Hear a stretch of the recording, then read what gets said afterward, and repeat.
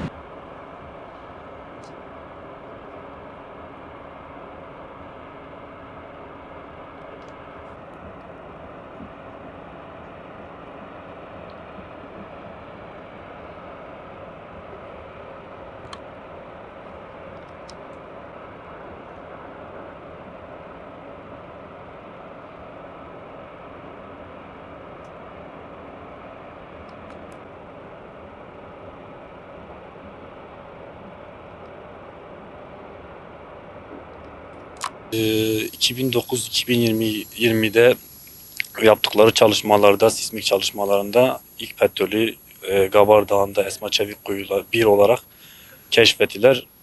Yani 4-5 yıl içerisinde bugün 30-40 kuyudan başlıyorlar. Köy olarak yani Akçay köyü olarak mutluyuz, sevinçliyiz. Hani petrolün çıkması bizim köyden çıkmasından dolayı. Petrol bugün ülkemize bir faydası var. Hani ülke ekonomimiz yükseliyor petrol sayesinde.